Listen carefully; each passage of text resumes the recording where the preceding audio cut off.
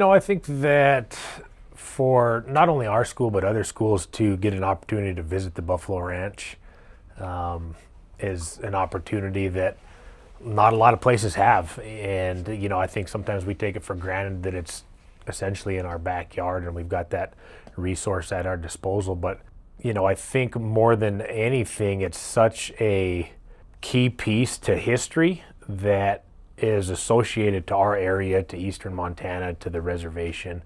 And there's a lot of knowledgeable people that are out there that if you just kind of ask around, that are more than willing to meet you out there and have some quality hands-on experiences with the Buffalo Ranch and what it has to offer out there. The last time I was out at the Buffalo Ranch was when they were releasing buffalo that came from Yellowstone. The weather was just rainy, cold, just like not the best, but it was still nice to see the buffalo go out.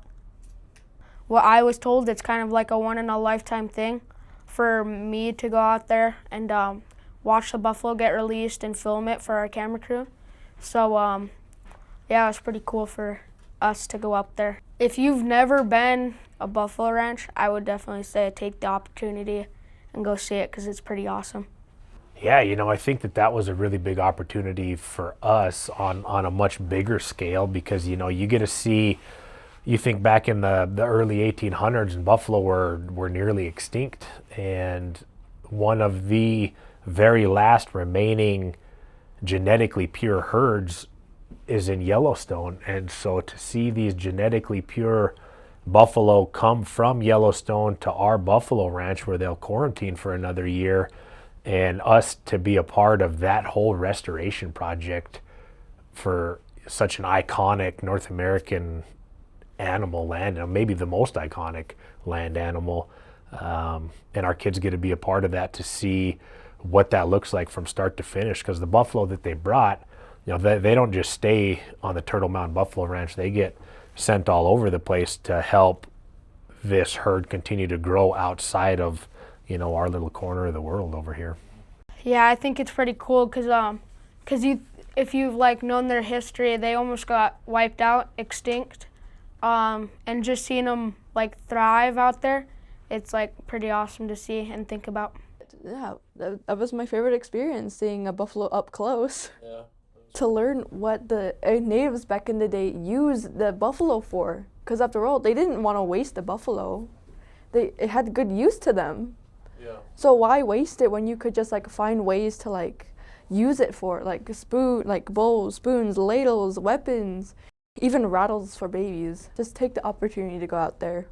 Take the opportunity, go out there, learn what the natives used back in the day, and just have fun, I guess. Yeah, so I think that one thing that the tribes have done a really good job of is donating one buffalo to each school on the reservation. That I don't think that opportunity gets taken advantage of as often as it should. And for the Poplar Middle School, when we go out and we harvest that buffalo, it doesn't just stop there when we harvest the buffalo. These teachings and lessons continue throughout the entire school year, particularly in our home ec classroom. Our home ec teacher, Miss Whittock, does a phenomenal job showing these kids all the different uses of the buffalo, how to prepare it, how to cook it, dry meat, jerky, summer sausage, and just all the different uses that the buffalo provided. And there's lesson plans everywhere in it. Our math department takes the hide and they'll map out square foot, square inch, and they'll do circumferences on how many hides it would have taken to cover a teepee. And there's just a lot of opportunities that if again schools step out of the comfort zone and tackle some of these hands-on projects for the kids that they seem to do a really good job learning with, it's the juice is worth the squeeze if you're willing to get out there. So we've done the hunt now for, I think this year was our eighth, maybe ninth year, and never, not once did I feel like our students were not safe, were in danger.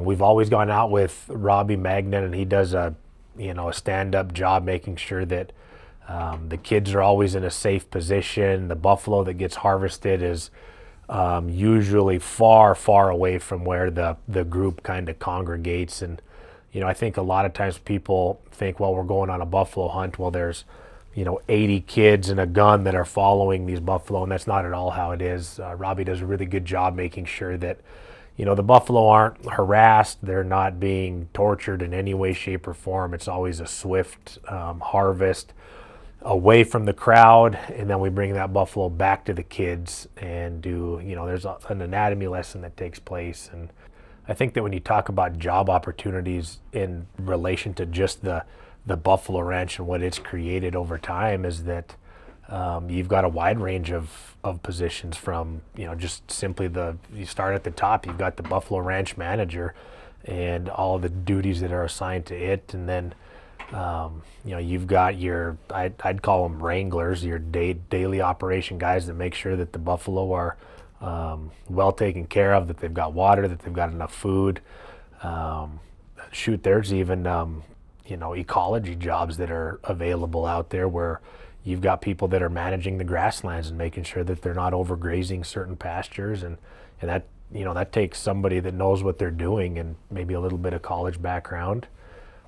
Fencing, obviously, there's labor jobs that all summer long. There's a crew that fences the buffalo ranch, making great money all summer long. And then if they can ever get the meat processing plant off the ground, I think that's going to be a job opportunity for a lot of kids. I know if you go down to Miles City Community College, they have a 6-month program on processing and butchering. And, if we sent a handful of kids right out of high school down there to learn that trade, bring them back, and man, you could plug them right into a nice paying job and something that's sustainable, that will always be there. And, just again, opportunities that are right here in Poplar that we could continue to grow on. The restoration of the buffalo to our home brings opportunity. It brings employment, education, and new pathways for growth. That growth can be seen in our schools, our culture, and in our hearts. The buffalo have always been a part of who we are, and as they return to these lands once again, so does the strength of our people. Together with the land, together with the buffalo, we move forward, united again.